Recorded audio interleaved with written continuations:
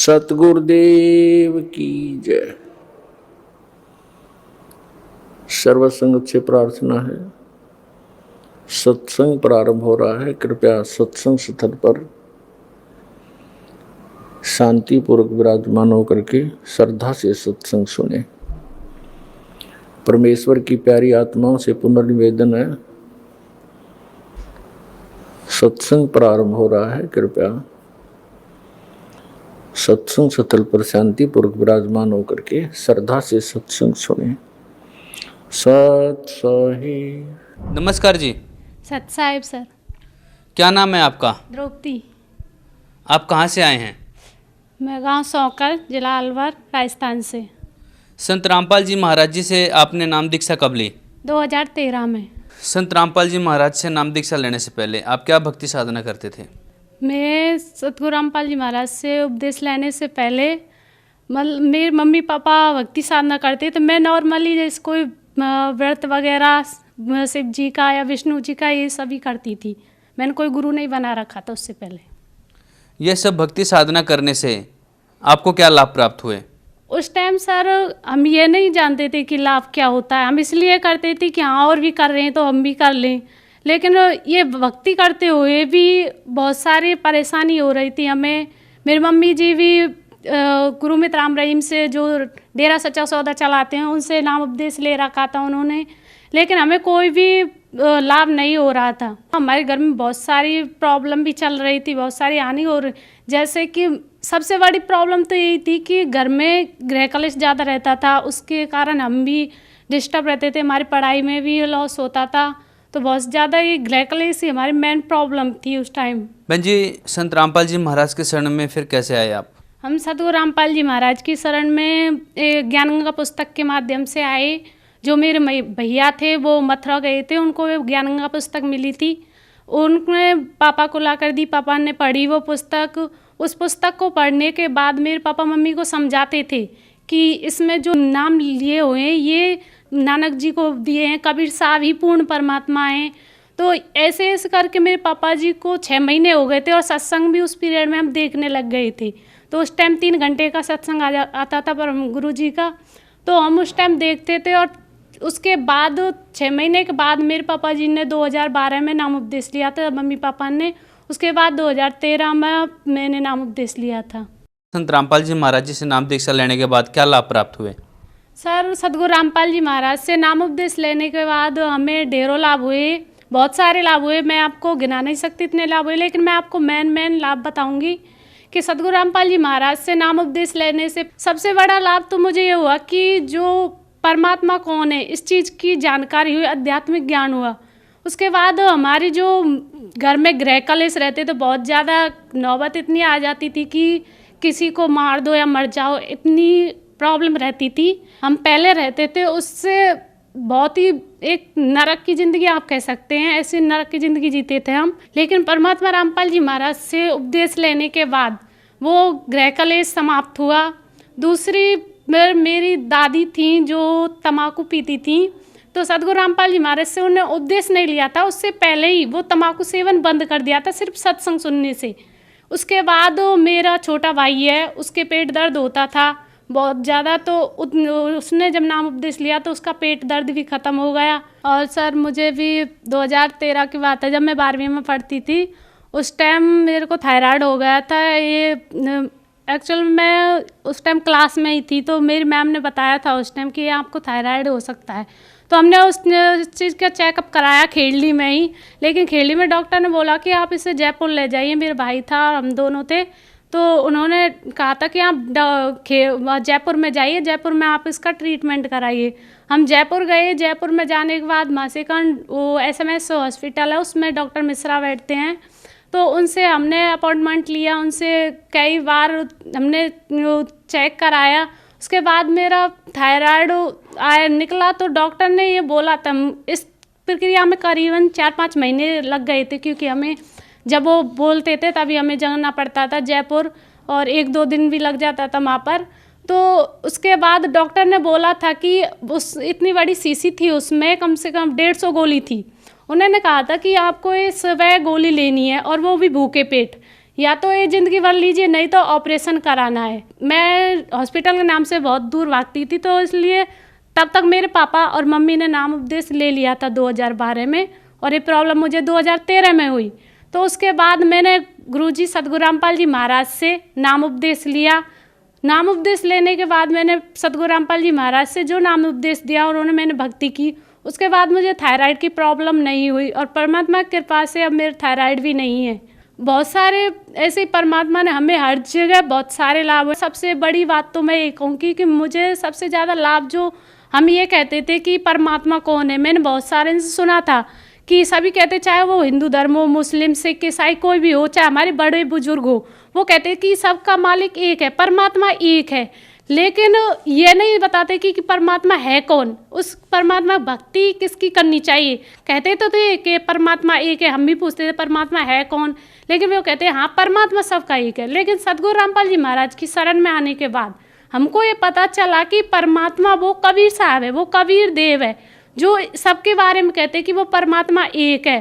दूसरी बात सर की, मेरी मम्मी के भी जुकाम थी, जो शुरू से ही थी, आप ये कह लीजिए, और लेकिन वो कभी बहुत सारी उनको भी दवाई गोलियां दवाई बहुत जगह दिखाया भी था, लेकिन वो जुकाम नहीं जा रही थी। डॉक्टरों ने कह दिया था कि इन्हें ज़िंदगी भर रहेगी और एलर्जी है इन्हें। अगर कोई भी काम करना है, मान लो आपको आटा भी गूंथना है, तो वो भी मुंह पे दुपट्टा लगाकर करना पड़ेगा। लेकिन सतगुरु रामपाल जी महाराज से नाम उपदेश लेने के बाद, सिर्फ हमने नाम उपदेश ही लिया, तो उसके बाद ही परमात्मा ने इतनी दया करी कि वो जो मम्मी के जुकाम थी वो सारी ख़त्म हो गई, और आज परमात्मा ने इतनी दया कर रखी है कि उन्हें कोई जुकाम नहीं था और वो आसानी से सारा काम कर लेती हैं। अगर हम सद्भक्ति करते हैं, क्योंकि हमारे सदग्रंथों में प्रमाण है इस चीज़ का कि परमात्मा घोर पाप को भी काट देता है। अगर पूर्ण संत, जो तत्वदर्शी संत है, जो गीता जी में कहा गया है कि जो उल्टा लटका हुआ संसार रूपी वृक्ष है उसे बता देगा, वो तत्वदर्शी संत होगा। अगर उससे नाम उपदेश लेने के बाद अगर तुम भक्ति करते हो तो पूर्ण लाभ देता है, चाहे कैसी भयंकर बीमारी हो उस बीमारी को भी काट देता है। तो हमने सतगुरु रामपाल जी महाराज से नाम उपदेश लिया, उसके बाद मेरी ये थायराइड की बीमारी सारी चले गई। और वो जो ज्ञान देते हैं सतगुरु रामपाल जी महाराज, जो नाम उपदेश देते हैं, वो हमारे सदग्रंथों के आधार पर देते हैं। जो जिस तरह मैं आपको एक उदाहरण दे सकती हूँ, जो हमारे रामपाल जी महाराज जी बताते हैं कि जिस तरह एक आम आदमी कहे कि यहाँ से सड़क बन जाए, लेकिन वो नहीं बनेगी। अगर वही बात को हमारे PM कहे, प्रधानमंत्री कहे, तो वो बात बन जाएगी वहाँ से, वो सड़क बन जाएगी। यानी कि वो आदमी बोल रहा था, एक आम इंसान कह लीजिए आप उसे, वो बोल रहा था, उसके वचन में वो पावर नहीं थी, लेकिन PM के वचन में वो पावर है। इसी तरह सतगुरु रामपाल जी महाराज जो वचन है उनके में वो पावर है, जिससे हमारी जितने भी दुख बीमारी है, चाहे वो कैसा भयंकर से भयंकर हो, चाहे TB कैंसर कैसी भी हो, उसको सिर्फ नाम उपदेश लेने से, आशीर्वाद से ही वो इतने भयंकर रोग कट सकते हैं। और सबसे बड़ी सर मैं ये कहूँ कि मैंने 2013 में नाम उपदेश लिया था, 2013 के 2018 आज, लेकिन मैंने इस 4-5 साल के पीरियड में मैंने एक गोली किसी भी चीज़ की नहीं खाई। यहाँ तक कि बुखार जुकाम ये क्या चीज़ होती है, मुझे अभी तक इस चीज़ की एक गोली भी नहीं खाई। तो मुझे बहुत बड़े लाभ हुए सतगुरु रामपाल जी महाराज की शरण में आने के बाद। बहन जी, आज संत रामपाल जी महाराज के प्रति कैसी आस्था है? सर मैं इसमें ये कह सकती हूँ कि जो मेरी पहले आस्था थी, तब मैं सतगुरु रामपाल जी महाराज से जुड़ी थी। तो उस टाइम अपनी बीमारी और अपने जो घर में गृह क्लेश थे, तो मैं उस टाइम इस बात से जुड़ी थी कि हाँ परमात्मा सतगुरु रामपाल जी महाराज मेरी बीमारी है वो काट देंगे और मेरे घर में जो गृह क्लेश रहते हैं वो मिट जाएंगे। लेकिन उसके बाद धीरे धीरे हमें ज्ञान हुआ, और परमात्मा में जो हमारी आस्था पहले थी उससे मैं कह सकती हूँ कि हजारों गुना आस्था उसमें ज़्यादा बढ़ी है। वो स्वयं कबीर परमात्मा के अवतार हैं, वो धरती पर आए हुए हैं, वो पूर्ण ब्रह्म है। मैं इस बात को दावे के साथ कह सकती हूँ, क्योंकि जो परमात्मा 600 वर्ष पहले आए थे कबीर साहब, उन्होंने स्वयं को छुपाकर ज्ञान दिया था। उन्होंने हमेशा कबीर दास लगाकर ज्ञान बोला था, और आज 600 वर्ष के बाद स्वयं सतगुरु रामपाल जी महाराज के रूप में कबीर साहब आए हैं, वो पूर्ण परमात्मा है। और यहाँ पर मैं ये भी कहना चाहूँगी कि जो हमारे भारतवर्ष में अगर कोई बदलाव ला सकता है, जैसे कि आजकल बहुत ज़्यादा हम एजुकेटेड होते हुए भी दहेज प्रथा को बहुत ज़्यादा बढ़ावा दे रहे हैं, और नशा जितने भी हैं बुराइयाँ बलात्कार वगैरह ये बहुत ज़्यादा बढ़ गए हैं। लेकिन सदगुरु रामपाल जी महाराज से नाम उपदेश लेने के बाद ये सारी कुरीतियाँ, ये सारे जितने भी जो बुरे कर्म है वो सारे छूट जाते हैं। तो हमें जो भक्ति सदगुरु रामपाल जी महाराज देते उनके आधार पर अगर हम भक्ति करेंगे तो हमारा एक अलग से भक्त समाज बनेगा। और सदगुरु रामपाल जी महाराज जो अब समाज बना रहे हैं वो दहेज रहित समाज बना रहे हैं। बहन जी, आप भक्त समाज को क्या संदेश देना चाहेंगे? सर, मैं भक्त समाज से निवेदन करना चाहूँगी, क्योंकि संदेश तो हमारे सदगुरु रामपाल जी महाराज देते हैं। मैं उनसे निवेदन करना चाहूँगी कि आज शिक्षित समाज है वो अपने जो हमारे सदग्रंथ हैं उन्हें देखें, उनमें क्या लिखा है क्या नहीं लिखा है, उसके आधार पर उनके सत्संग सुने। मैं ये चैलेंज के साथ कहती हूँ कि अगर वो 1 महीने सदगुरु रामपाल जी महाराज का सत्संग सुन लें तो उनके बाद वो खुद प्रूव कर लेंगे कि क्या सही है और क्या गलत है। उनको ये समझ में आ जाएगा कि जो हम आज तक कर रहे हैं वो गलत है न कि सही, क्योंकि हमारे शास्त्रों में कहीं भी इस चीज़ का प्रमाण ही नहीं है। जो हम मंदिर या मस्जिद इन चीज़ों में जाते हैं या फिर हमारे जो भी कर रहे हैं वो सही नहीं है। तो सदगुरु रामपाल जी महाराज से नाम उपदेश लेके उनके पहले सत्संग सुने, सत्संग समझे, क्योंकि आज सभी शिक्षित हैं और सभी भाई बहन जितने भी हैं सभी नाम उपदेश लें। संत रामपाल जी महाराज जी से नाम दीक्षा कैसे ले सकते हैं? सदगुरु रामपाल जी महाराज का जो सत्संग आता है उस दौरान नीचे नंबर दिए होते हैं, उन नंबरों पर फ़ोन करके नामदान केंद्र की जानकारी ले सकते हैं और नाम दीक्षा प्राप्त कर सकते हैं। धन्यवाद जी। दर्शकों, अभी आपने सुने संत रामपाल जी महाराज से दीक्षा प्राप्त करके सुखी हुए भक्त के अनुभव। अब देखिए जगत गुरु तत्वदर्शी संत रामपाल जी महाराज के मंगल प्रवचन। यदि किसी तहसीलदार को या एसडीएम को और अपने मित्रों में ये कहता है ये कमिश्नर है, और जब एसडीएम से पूछा जाएगा क्या आप कमिश्नर हैं, वो कभी झूठ नहीं बोलेगा, वो बुद्धिमान व्यक्ति है, बकवास नहीं चला करती, तो स्वयं बताएगा नहीं जी मैं तो एसडीएम हूं और कमिश्नर तो बहुत बड़ी पावर होती है। तो ऐसे जब भी इन अधिकारियों से हम मिलते हैं तो ये सच्ची बताया करते। तो जब धर्मदास जी वापस आए, धर्मदास जी ने कहा हे भगवान, फिर तो ये वेद और कतेब ये सब झूठे हैं, ये तो परमात्मा को निराकार बताते हैं और कोई ब्रह्मा जी विष्णु जी शिव जी को सर्वशक्तिमान बताते हैं। तब परमेश्वर ने कहा कि वेद कतेब झूठे नहीं भाई, झूठे हैं जो समझे नहीं। ये वेद कतेब झूठे नहीं हैं, इनमें जिस सतर का ज्ञान है वो बिल्कुल ओके है, लेकिन कंप्लीट नहीं है वो अलग बात है। जैसे मैट्रिक क्लास के 10वीं कक्षा का सिलेबस अपने सत्र का तो ठीक है, लेकिन वो एमए और बीए का नहीं है, बीसीए का नहीं है, वो सिलेबस अलग है। लेकिन उस मैट्रिक तक के जो शिक्षा है वो उसमें सहयोगी होती है। तो यहां परमात्मा ने कहा है कि वेद कतेब झूठे नहीं भाई, और झूठे हैं जो समझे नहीं। झूठे ये हैं तुम्हारे धर्मगुरु जिन पुराणों को, वेद को, गीता जी को समझ नहीं सके, ये झूठे हैं। तो इस प्रकार परमात्मा प्रचार किया करते थे, बहुत से शिष्य बन गए थे।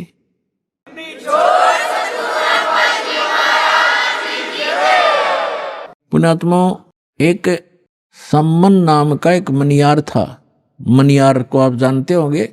मनियार होता जो केवल चूड़ियों का काम करता था, माताओं को, बहनों को चूड़ी पहनाया करता था, उसकी पत्नी भी और वो भी। और वो बहुत दारिद्र था, निर्धन था, लेकिन परमात्मा का परम भक्त था। 3 सदस्य थे परिवार के अंदर, 3 सदस्य।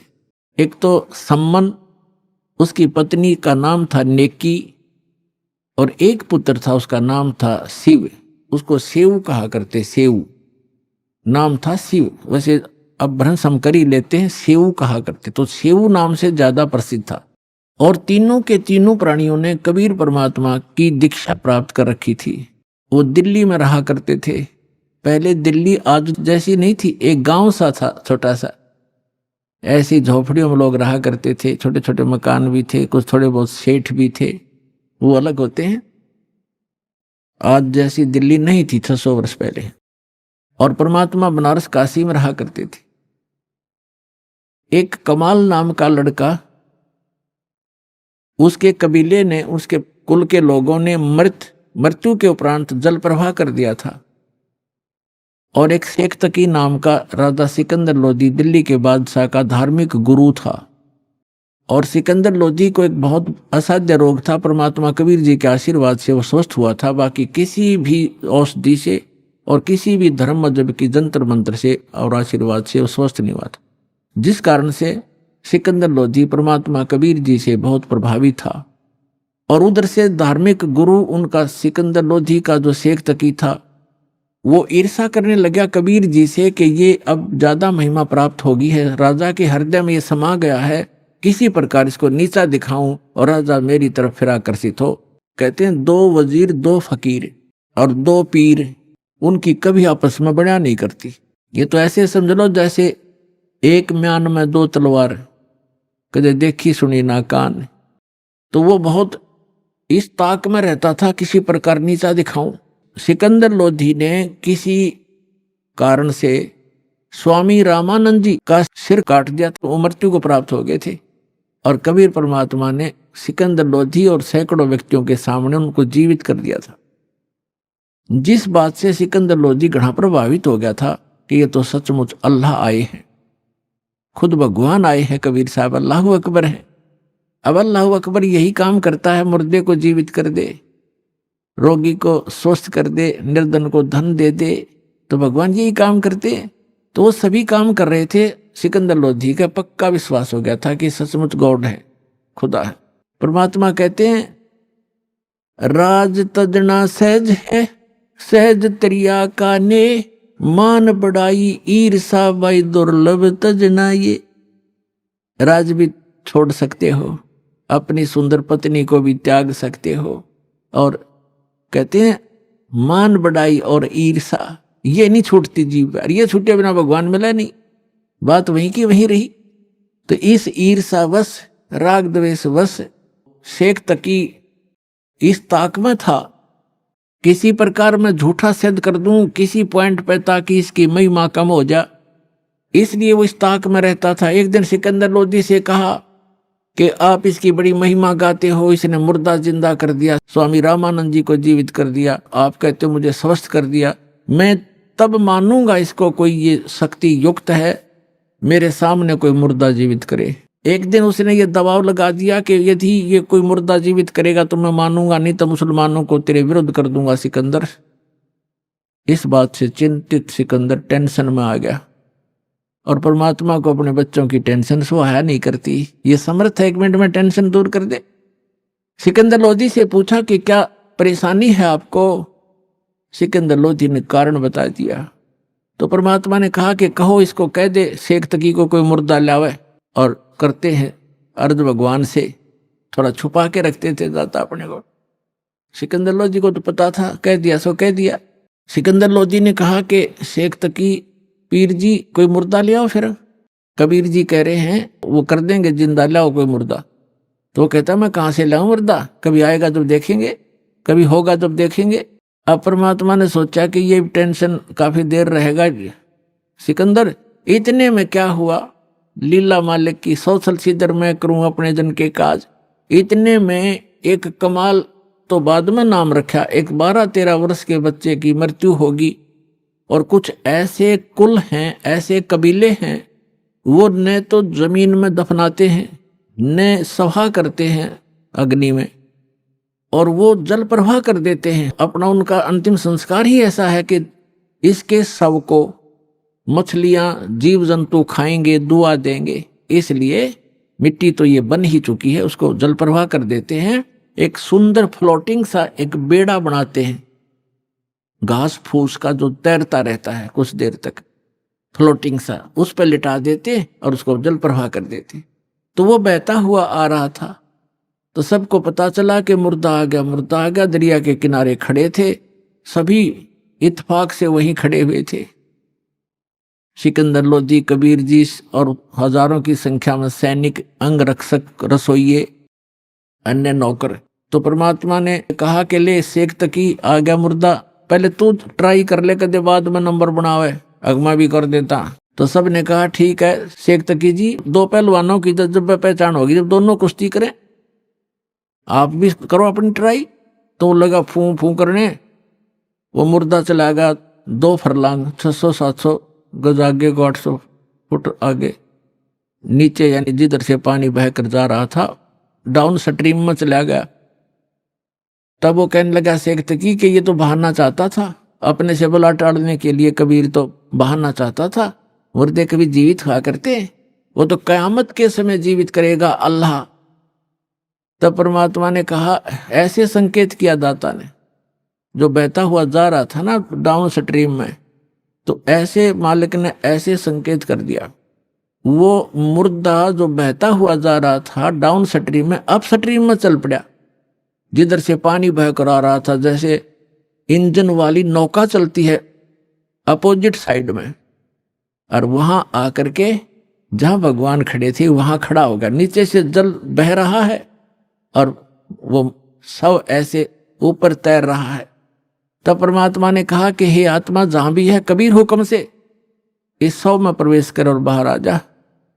इतना ही कहा था कि ऐसे ऐसे सारा शरीर कंपन हुई उस बच्चे में, और एकदम बैठा हुआ वो ऐसे खड़ा हो गया जल के अंदर, घुटनों पानी में, एकदम बाहर आया, आके प्रणाम किया, दंडोत प्रणाम किया परम पिता को। बोलो सतगुरुदेव।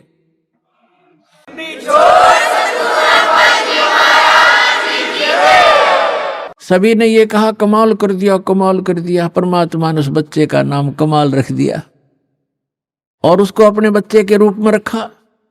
अब बच्चे को पता नहीं कौन माता थे कौन पिता थे, दाता ने वो बच्चा अपने पास रखा, उसको भक्ति दी। अब क्या है कि कुछ दिनों के बाद परमात्मा के संग रहने से उस कमाल के अंदर अभिमान आ गया। राज तजना सहज है, सहज तरिया का ने, मान बढ़ाई ईर्षा ये दुर्लभ तजना ये। अब क्या है कि परमात्मा लीला करते हैं, वो कुछ एज्ड हो गए लीला में शरीर में, और वो कमाल नाम का बालक 17-18 साल का हो गया, युवा। भक्ति मिल गई, ज्ञान रोज सुनाई करता, अपने मुंह बोले भगवान और पिता के साथ। वो तो सबका पिता है कबीर साहब, ऐसे तो सबका ही पिता है, सबका जनक है, सबका पालक है। अब ये गलती हो जाती है हमारे से, 4 बातें सीख कर, जो ज्ञान सुनकर हम स्वयं वक्ता बनकर प्रभुता के पात्र बनना चाहते हैं, ये जीव की सबसे बड़ी भूल और दुर्भाग्य होता है। तो परमात्मा ने देखा ये संगत भी ज्ञान के अभाव से, किसी को से थोड़े से ज्ञान के वचन सुन लिए दास से प्राप्त, और वो ठीक सा बोलने लग गया, सब उसी की तरफ देखने लग जाते हैं, वाह वाह बहुत अच्छा बोलता है, खाक बोलता है बता। और फिर वही बात बिगड़ जाती है कि गुरु को तजय बजय सो आना तापसुआ को फोकट ज्ञान। गुरु को छोड़कर अन्य पर आसक्त होते तो वो भी एक फोकट ज्ञान है उन लोगों का। जैसे हम भगवान को छोड़कर इस काल पर आसक्त हुए थे, आज ये दुख भोग रहे हैं। तो इस प्रकार हमने अपने पतिव्रता पद से भी नहीं गिरना है। ज्ञान भगवान का है, बोलने वाला किसी तरह बोल रहा है वो उसका ज्ञान नहीं है, तो उससे आकर्षित नहीं होना चाहिए हमने, नहीं तो फिर हम पतिव्रता पद से गिर जाते, नाम रहित हो जाते। तो कितना ही कोई वक्ता बना फिर जाओ, वो कर्महीन इंसान है, तो फिर उसमें महिमा की भूख बन जाती है। यही रोग लग गया कमाल का। बहुत से जो संगत वाले थे वो कहने लगे, वाह भाई कमाल, आप तो गुरुजी से भी बढ़िया सत्संग सुनाते हो कबीर साहब से। वो फूल गया, हवा तो किस समय भर दो या तुरंत भर जाती है। अब उसमें यह अभिमान हो गया, और फिर न्यू कहने लगे, भी बड़ा सेवा करता है गुरुजी की, तेरे जैसी सेवा कोई नहीं कर सकता। एक दूसरी बीमारी यह होगी। तो परमात्मा तो अंतर्यामी थे, उसको पता था कि ये मरेगा, मूर्ख जहर खाने लग गया। अब संकेतों में समझा करते थे भगवान कि भाई अभिमान चाहे तो धन का हो जा, कोई दान गढ़ा करता है, दान का अभिमान हो गया, मैंने इतने पाठ करा दिए, मैंने ये बनवा दिया, फलान कर दिया। और चाहे कोई नू देखे बड़ा माला फेरा, सारा दिन मंत्र करता रहता, दूसरे उससे प्रभावित होंगे, उसकी प्रशंसा करने लग जाएंगे, वह भी भूल है आपकी, क्योंकि आपकी यह भी कमजोरी है। अब जैसे कोई एक लड्डू खा रहा है और दूसरा न्यू कह रहा, देख 4 लड्डू खा गया, वाह भाई वाह बड़े लड्डू खा गया। अब उसके लड्डू खाने का आपको क्या मिला? आप भी प्रबंध करो 4 लड्डुओं का, जब तक बराबर हो, उसकी खाक प्रशंसा करे, वो भक्ति करे, तुम उसकी प्रशंसा करे, आप भी करो फिर। तो ऐसे हम मार खाते। ये कमजोरियां हैं जो दास आपको बता रहा है, जो आपके भक्ति की गाड़ी में पंचर कर देंगी। इनसे बचना, इन कमजोरियों से बचना ही बचना है।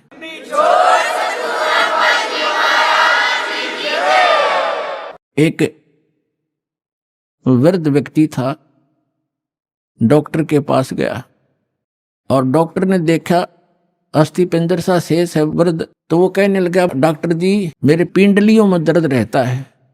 डॉक्टर बोला, जी कमजोरी के कारण है बाबा। तो कहने लगा, जी मेरी ऐसे सांथलों में भी दर्द रहता है, सांथलों में। डॉक्टर बोला, भाई कमजोरी है, कमजोरी वीकनेस। वृद्ध कहने लगा, जी मेरे सिर में भी दर्द हो जाता है। डॉक्टर कहने लगा, कमजोरी है। फिर उसने कहा वृद्ध ने कि मैं खड़ा होता हूं चक्कर आता है। तो डॉक्टर बोला, बाबा कमजोरी है। अब वृद्ध ने गुस्सा आ गया, ने बोला, तू डॉक्टर है गम चक्कर, एक के बाद जाने कमजोरी है कि मैं और भी बताओगा। तो डॉक्टर बोला, यह भी कमजोरी के कारण है, आपने गुस्सा जो आया ये भी कमजोरी के लक्षण है। ये गुस्सा भी कमजोर आदमी को ही ज्यादा आता है। तो पुण्यात्माओं, जो दास आपको बता रहा है ये भी कमजोरियां हैं, इनमें से कोई से भी हो वह भी कमजोरी ही है, वीकनेस से आपको यानी भक्ति मार्ग में बाधक है।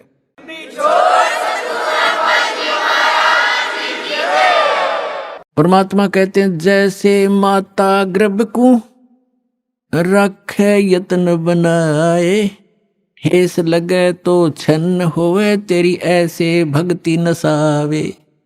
जैसे किसी बेटी को, बहन को, माई को गर्भ रहता है तो उसको वो जानती है उस गर्भ को प्रफुल्लित करने के लिए वो कितनी सावधानी बरतती है।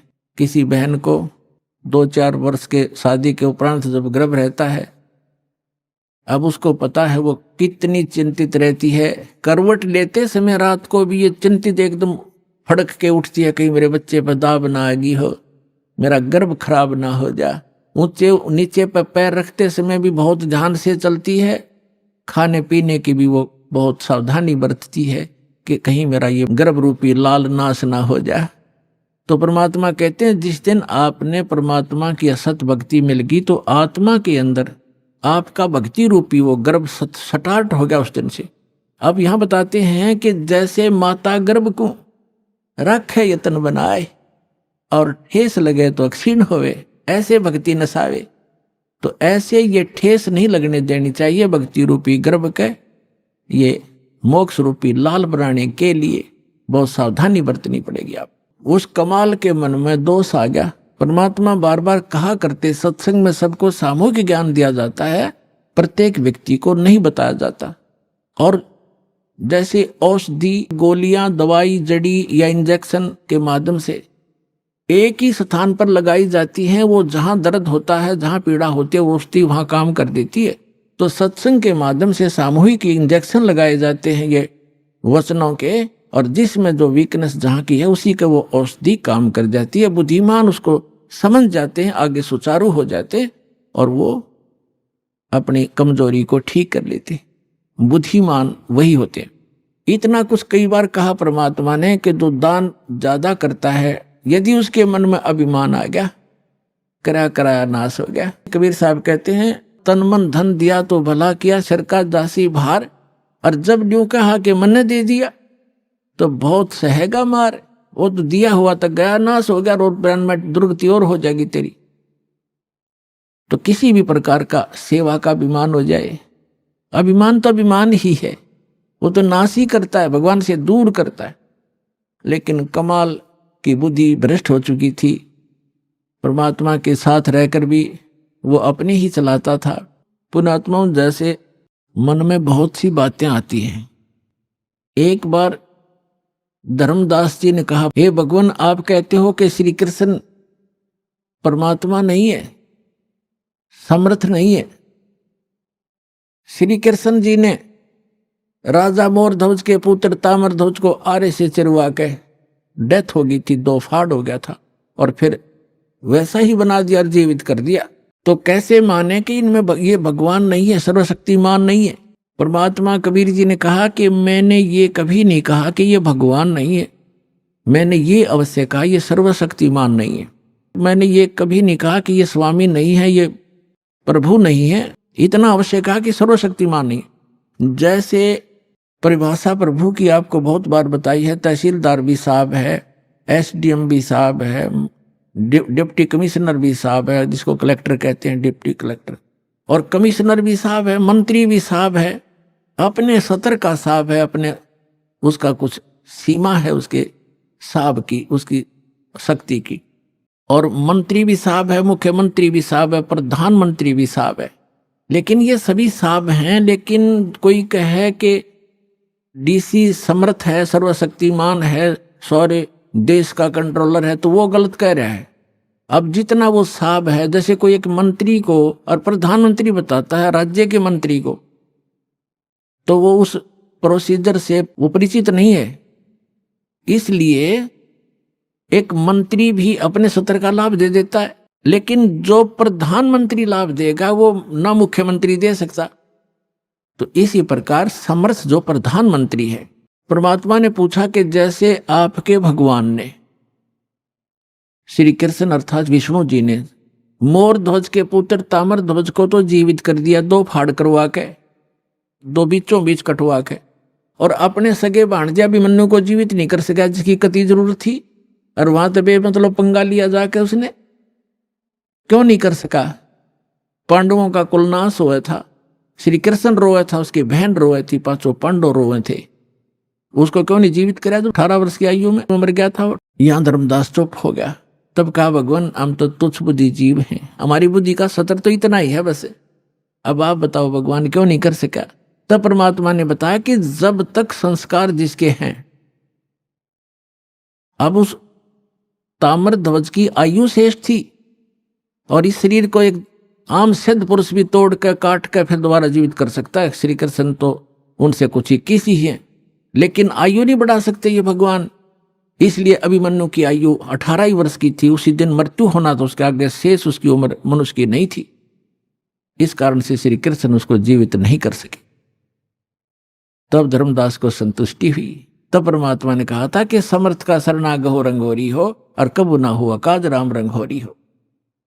अब यहां प्रसंग चल रहा है, इसी प्रकार जैसे अर्जुन को अभिमान हो गया था, उसके भ्रम को निवारण करने के लिए श्री कृष्ण उसको मोर ध्वज राजा के घर लेकर गया था। अर्जुन को अभिमान हो गया था कि भगवान मेरे जैसा आपका आज्ञाकारी कोई और नहीं हो सकता, ऐसा सेवक नहीं हो सकता। अब श्री कृष्ण ने सोचा अब इसको मैं कहूंगा तो काली मानेगा, रोज इकट्ठा रहना, फिर ये बात बिगड़ेगी। तो उसने कुछ दिन के बाद कहा कि चल अर्जुन, मुझे एक आवश्यक कार्य है, और मोर ध्वज राजा अपने पुत्र को राज्याभिषेक कर रहा है, मुझे आमंत्रित किया है, आप भी चलोगे? अघोर जी मैं तो आपका आज्ञाकारी शिष्य हूं, क्योंकि पांडवों का श्री कृष्ण धार्मिक गुरु भी थे। अब वहां जाकर क्या देखा कि मोर ध्वज ताम्र ध्वज और उनकी एक पत्नी थी मोर ध्वज की, ये राज्याभिषेक करने के लिए अपने पुत्र को गद्दी पर बैठाकर स्वयं राज्य से संन्यास लेना चाहता था। उसने सब साधु संत महात्माओं को आमंत्रित किया हुआ था, बहुत बड़ा यज्ञ कर रहा था। तो उस यज्ञ के अंदर जो भी साधु संत जो खाने को मांगते हैं वो देना पड़ता है, नहीं तो उसकी यज्ञ खंडित मानी जाती थी। तो वहां जब जाकर बैठ गए साधु रूप बनाकर, 2 संतर साथ में माया से शेर बना लिया श्री कृष्ण जी ने, और तीनों बाग में जाकर बैठ गए। राजा को संदेशा भिजवाया कि एक संत आए हैं। तो राजा के नौकरों ने कहा प्रभु भोजन का बताओ, भोजन पाओ। तो साधु रूप में श्री कृष्ण जी ने कहा कि राजा यहाँ आए, स्वयं आमंत्रित करे, तब हम भोजन करेंगे। संदेशा पाकर राजा रानी और लड़का आरती की थाली लेकर आरती की, और फिर प्रार्थना की भगवान भोजन की सुनाओ। कहा हे महात्मा जी भोजन की सुनाओ। तब श्री कृष्ण जी ने कहा कि पहले हमारे शेर का आहार कराओ, फिर हम पीछे भोजन खाते हैं। मोर ध्वज राजा ने कहा कि आज्ञा करो भगवान, अभी मंगवा देता हूं बकरे इनके लिए काट कर, इसके या वैसे सामने छोड़ देंगे, ये खा लेगा। नहीं, ये मांस खाता मनुष्य का, ये मनुष्य का मांस खाएगा। मोर ध्वज ने कहा जी जो आज्ञा आपकी। फिर कहा कि सुनो, कहीं किसी पल्लेदार न पकड़ लाओ, उसका मांस नहीं खाएगा, ये तुम्हारे घर के प्राणी का मांस खाएगा, तुम तीनों में से एक का। और उसकी विधि ऐसे है, उसको आरे से चीरना है, और चीरते समय आंखों में आंसू आ गए तो ये मांस शेर नहीं खाएगा, तुम्हारा यज्ञ खंड हो जाएगा। अब मोर ध्वज ने कहा कि जो आज्ञा भगवान आपकी। तो कहा कि ठीक है। जब मोरध्वज ने कहा कि मैं फ्री हो चुका हूं, लड़का युवा हो गया है, बेटा तू राज संभालना, अपनी माँ की सेवा करना, और मेरा काम पूरा हुआ और मैं महात्मा के शेर का आहार बनूंगा।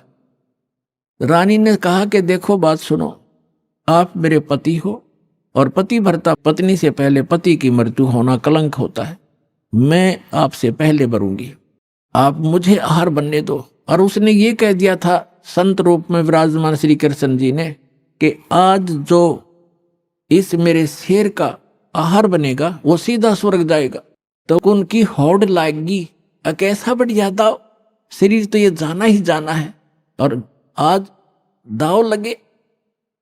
तो रानी ने सोचा कि राजा ला गया नंबर ही होता है, ये तो हाथों हाथ स्वर्ग मिल रहा है, इससे गोल्डन चांस क्या होगा हे भगवान। क्योंकि पहले संतों के वचनों पर विश्वास किया करते थे, ये तब नकली संतों ने खो दिया, अविश्वास हो गया जनता में। उस समय ये था कि जो संत बोलता है वो फाइनल होता है। इसलिए रानी ने पंजे गाड़ दिए, अग नहीं आप नहीं, मुझे काट दो, मुझे शेर का आहार कर दो। और मन में ये थी कि मुझे स्वर्ग मिलेगा, इससे बढ़िया चांस क्या होगा, और मैं क्या संभालूंगी। बालक ने बाप यहाँ रहेगा तो इसको राजकाज में गाइड करता रहेगा, बच्चा दुखी ना होगा। इसलिए अब तीसरा नंबर था उसका। ताम्रध्वज ने सोचा कि अभी बात बिगड़गी, पर प्रथम तो आज स्वर्ग प्राप्ति और दूसरे मैंने माता पिता की सेवा क्या की है, इनको ये कट जाएंगे तो मेरा धर्म बिगड़ गया। इसलिए श्री कृष्ण जी से महात्मा से खड़े होकर कहा कि महात्मा जी इस दास को चीर दो, मुझे कटवा दो, मैं आपके शेर का आहार बनूंगा। माता पिता मैंने आपकी क्या सेवा की, मुझे पाप लगेगा।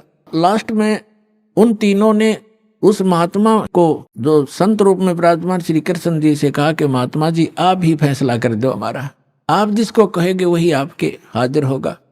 तो उसने क्या फैसला किया कि दोनों तुम पति पत्नी इस अपने पुत्र को आरे से चीरो, यहां से चीरना शुरू करना और नीचे तक 2 भाग कर दो।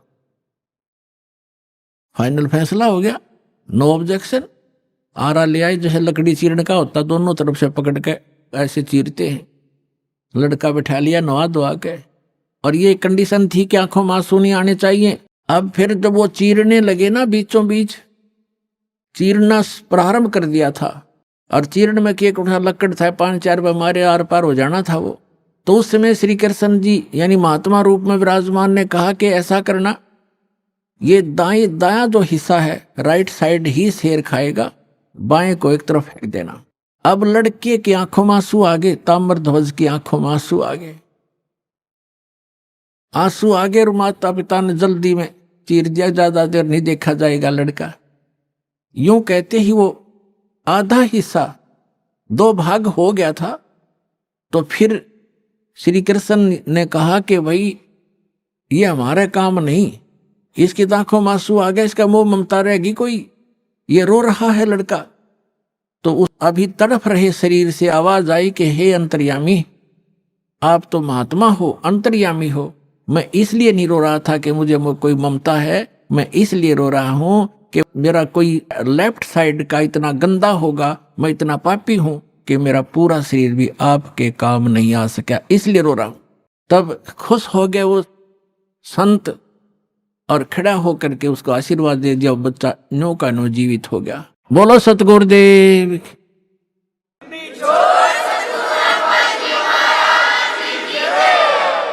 अब जब उसने जीवित कर दिया और कहा भाई मैं तो तुम्हारी परीक्षा लूं था बेटा, तुम सफल हो गए सारे। तो श्री कृष्ण ने कहा और कहा कि मांग ले मोरध्वज, क्या मांगना चाहता है?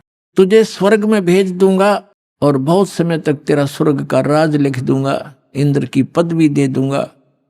तब उस ज्ञानी मोरध्वज ने क्या मांगा कि मुझे भक्ति दे दो भगवान, इस राज ने के चाटूंगा तो काल छोड़ना पड़ेगा, वहां का भी छोड़ना पड़ेगा। तो जिस स्तर की भक्ति श्री कृष्ण दे सकता था वह मोरध्वज को दे दी और लड़के को भी जीवित कर दिया। लेकिन जन्म मरण ना श्री कृष्ण का समाप्त, ना मोरध्वज और ताम्रध्वज का, ना उसकी पत्नी का समाप्त हो सकता। अब कहने का भाव ये है कि अर्जुन ये देखकर इकट्ठा हो गया ना, सुकड़ गया। जब श्री कृष्ण ने कहा कि अर्जुन आप डींग मारा करते कि मेरे जैसा कोई सेवक नहीं, तने सेवक तो देखे नहीं थे। जब अर्जुन ने कान पकड़ लिया, जी मैं तो घना निकम्मा आदमी था, मैं ये सोच बैठा था आज मेरी कति फड़क निकल गई, महापुरुष तो ऐसे होते हैं, मैं तो इनके चरणों की धूल भी नहीं हूं। अपने आत्माओं, हमने श्री कृष्ण जी को परमात्मा इसलिए मान लिया था कि उन्होंने मोर ध्वज के पुत्र ताम्र ध्वज को आरे से चरवा कर जीवित कर दिया, बस।